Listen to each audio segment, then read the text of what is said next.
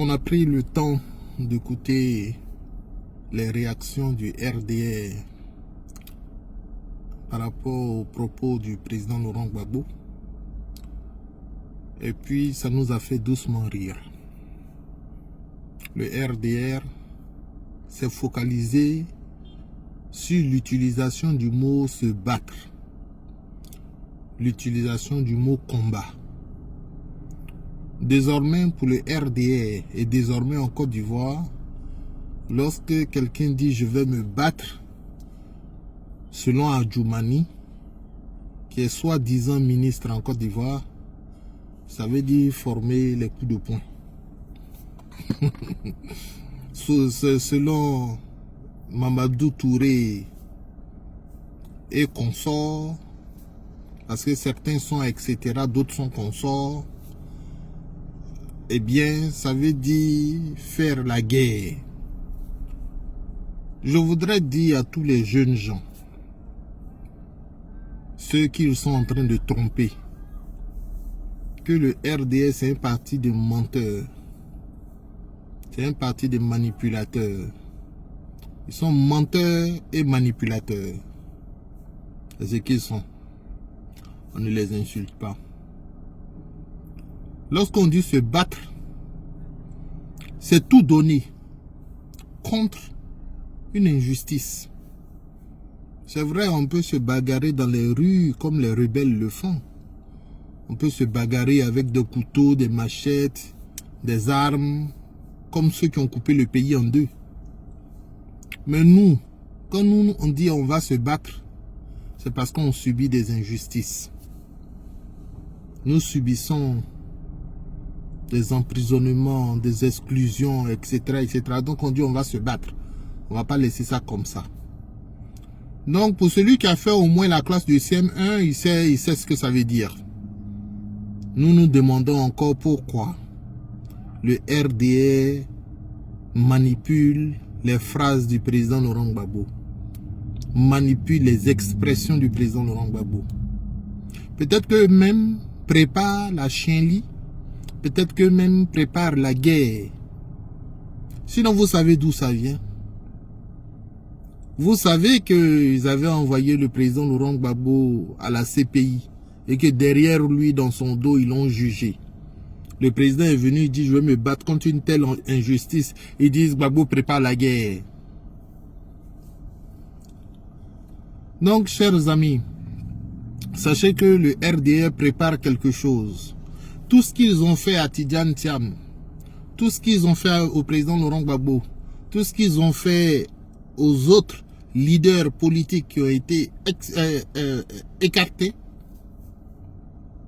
exclus, c'est parce qu'ils préparent quelque chose en 2025. Alassane Ouattara n'est pas censé être candidat en 2025. Pour nous, c'est clair. Pour eux, ce n'est pas encore clair. Ils veulent encore manipuler les textes de loi pour pouvoir présenter un individu pour la 4e fois. Et mentir encore qu'il s'agit d'un 2e mandat dans la 3e République. Vous voyez que c'est un parti de menteurs. Ne vous laissez pas distraire. C'est un message amical, un message fraternel. Même s'ils envoient leurs intellectuels sur les plateaux TV pour distraire l'opinion, même si avec l'aide de certains journalistes, présentateurs TV, ils essayent d'imposer leur vision des choses, sachez que le combat dans tous les pays du monde a plusieurs définitions. Donc le RDR, c'est un parti mal formé qui ne comprend pas certainement la définition du mot combat.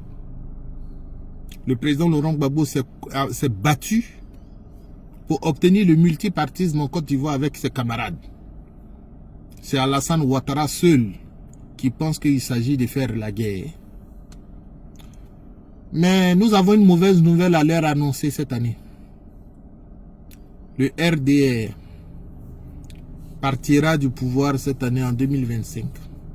Nous y avons travaillé. Les jeunes gens savent de quoi il s'agit. Nous avons pris 10 ans de notre vie pour leur donner la bonne information. Donc vous savez que cette année, ce sera difficile de faire ce que vous avez fait en 2020. Cette année, ce sera très compliqué pour vous de vous imposer dans les rues. Le président Laurent Gbagbo a déjà annoncé une marée humaine. Tout ça, ça fait partie du combat. Ce n'est pas la guerre. On ne fera pas la guerre à notre propre pays. Mais quand vous faites des injustices, il faut qu'on vous combatte. Et je dis à mes camarades, félicitations à Blaise Lasma, félicitations à Steve Biko, à nos camarades qui nous représentent souvent sur les plateaux TV. Bravo à vous. Mais quand on vous demande qu'est-ce que vous allez faire, dites qu'on va vous combattre. On va combattre le RDA. On va combattre la manipulation du RDA sans relâche.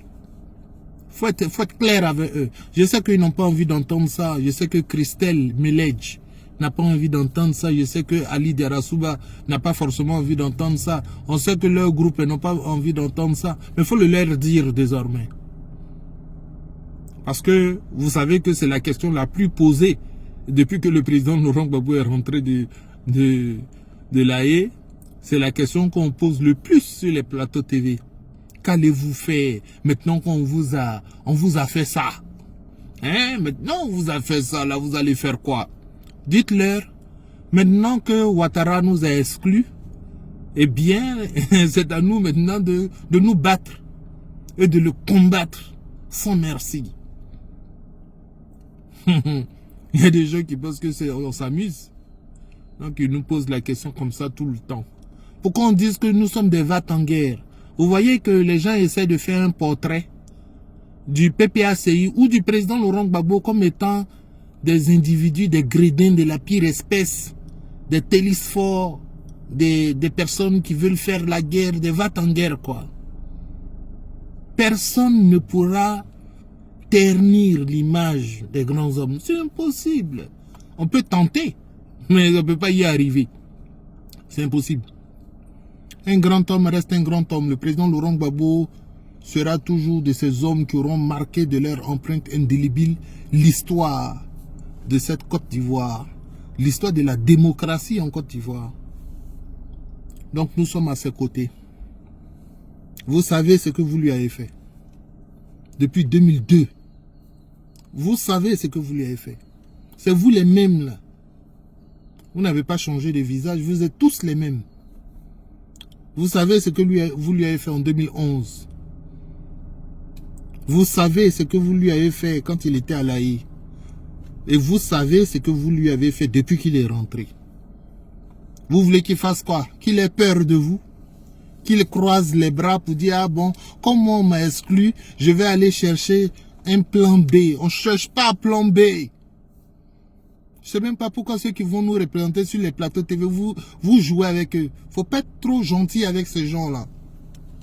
Cherche pas plan B. Il n'y a pas 10 000 façons de le dire. Voilà. Pourquoi vous cherchez un plan B? Vous nous demandez à nous, partis politiques, de chercher un plan B. Parce que vous nous avez exclus. Si on n'est pas candidat, il n'y aura pas élection. Ah oui, on va s'y atteler. On va tout faire pour qu'il n'y ait pas d'élection. Donc, les propos que je tiens ici, je sais qu'en Côte d'Ivoire, on appelle ça acte de sédition. On appelle ça incitation à la haine. Et souvent, on envoie même le groupement dans le pays où tu vis pour aller te chercher. Mais bon, il faut bien que certaines personnes le disent. Il faut bien qu'on vienne nous chercher aussi tous. Dans tous les cas, quand le président Gbagbo viendra au pouvoir, il va libérer tout le monde. Donc prenez-nous.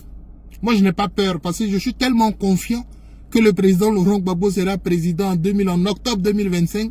Je suis tellement confiant que ça ne me dérange pas que vous me preniez pour m'emmener en prison. Envoyez le groupman pour venir me chercher. Je suis à Brisbane. Hein, si vous avez un peu de culture, vous allez connaître Brisbane. Je ne suis pas caché, je suis pratique.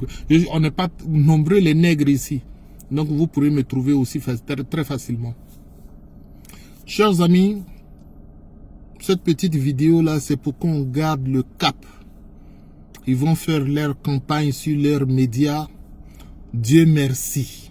Nous aussi, on a nos médias. Nous aussi, on a Internet. Nous aussi, on a Facebook. Désormais, même, on a TikTok. On peut s'exprimer.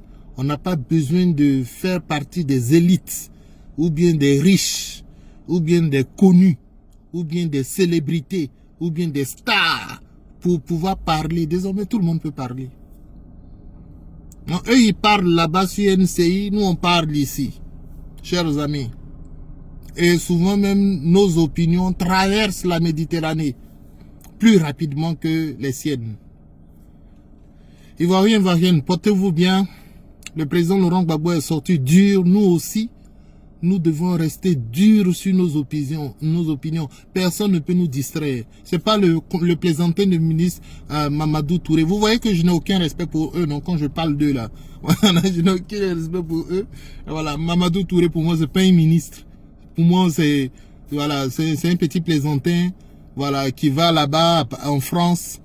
Il va jouer les durs. On t'a frappé quand on était dans l'opposition. Toi, tu peux frapper un pouvoir alors que tu es dans l'opposition. Tu as frappé le pouvoir comment? On a une petite question. Tu as frappé le pouvoir comment? Il faut nous donner un peu plus de détails sur les insanités que tu racontes en France. Un certain ministre, Mamadou Touré, rebelle de son État, dit aux Ivoiriens que c'est nous qui avons fait la rébellion pour frapper le pouvoir de Laurent Gbagbo. Là, on va te comprendre. Vous êtes des petites gens. Vous êtes des petites gens. Moi, j'ai aucun respect pour tout ce groupe-là. On dit, attention, c'est un ministre, il dit, il n'est pas ministre devant moi. Attention, c'est le président, il dit, il n'est pas président devant moi. D'ailleurs, ironie du sort, la dernière phrase que mon père m'a prononcée quand je quittais Abidjan, il m'a dit, tu vas où? J'ai dit, je sors du pays.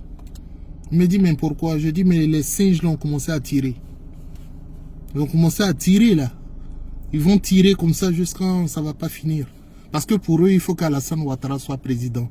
Donc j'ai déjà calculé, je sais où ça va finir. La France va s'inviter dans le débat. Ils vont dire que Gbagbo a perdu. Je vois déjà la suite. J'ai pris mes clics et mes claques. Mon père m'a salué comme ça. Il m'a dit, bats-toi là-bas. Où tu vas là? Bats-toi. Tu as vu? C'est le même mot que le président Laurent Gbagbo utilise là. C'est ça, c'était la dernière phrase de mon père. Et c'est pourquoi je vais me battre aux côtés du président Laurent Gbagbo. Il y en a qui disent, tu es là-bas et puis tu te bats. Parce qu'il veut que je vienne comme ça, ils vont me zigouiller. Comme ils ont coupé la tête de l'autre là. C'est-à-dire que la Côte d'Ivoire est devenue... Vraiment, c'est terrible quoi. Ces gens-là. C'est terrible. Faut venir, je viens là, c'est pourquoi. Quand je parle ici, tu n'entends pas. Je pense que les gens entendent. Hein? Il faut venir encore, c'est pour ça qu'on me tuer. Allez, le RDR, c'est votre dernière année. C'est pourquoi, c'est ce qui explique votre panique. Panique à bord, au bateau, dans le bateau du RDR. Vos gens là, ils ne représentent rien en Côte d'Ivoire. Ils ne représentent rien. C'est des imposteurs qui sont là. C'est rien du tout pour nous. Voilà. Je vous aime infiniment. Portez-vous bien. Que Dieu vous bénisse.